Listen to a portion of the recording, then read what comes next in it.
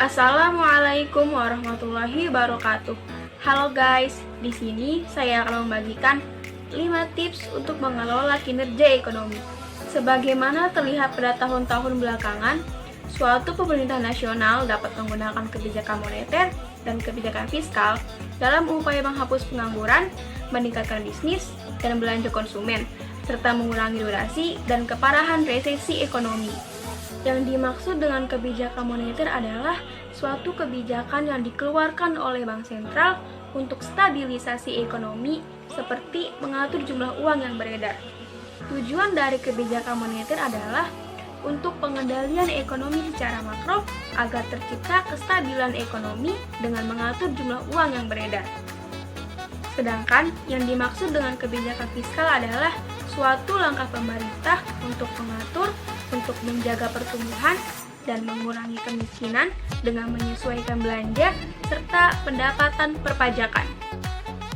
Tujuan utama kebijakan fiskal adalah untuk membantu ekonomi terhindar dari kondisi ekstrim seperti resesi atau pertumbuhan yang tidak terkendali. Artinya, kebijakan fiskal adalah instrumen untuk menjaga siklus usaha dan mengatur output dari perekonomian. 5 tips untuk mengelola kinerja ekonomi. Yang pertama, kebijakan moneter diskonto. Kebijakan moneter diskonto adalah upaya bank sentral untuk menambah atau mengurangi jumlah uang yang beredar dengan kebijakan suku bunga. Yang kedua adalah kebijakan moneter operasi pasar terbuka. Kebijakan moneter operasi pasar terbuka merupakan upaya mengendalikan jumlah uang beredar dengan pembelian atau penjualan sertifikat Bank Indonesia atau yang biasa disebut BSI atau instrumen lainnya di pasar modal. Yang ketiga adalah kebijakan moneter cadangan kas.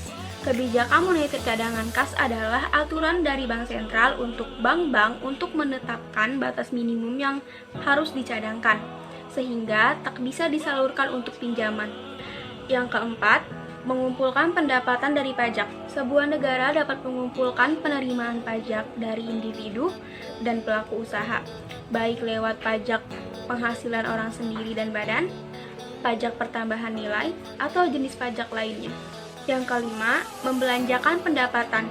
Pemerintah dapat membelanjakan pendapatan dari pajak tersebut untuk area-area ekonomi yang paling membutuhkan. Misalnya saja, memberikan subsidi ketika kondisi perekonomian sedang krisis. Di sisi lain, belanja pemerintah dilakukan lewat pungutan pajak. Belanja ini bisa dalam bentuk belanja infrastruktur, pendidikan, layanan kesehatan, hingga program sosial lainnya. Cukup sekian yang dapat saya sampaikan. Kurang lebihnya mohon maaf. Wassalamualaikum warahmatullahi wabarakatuh.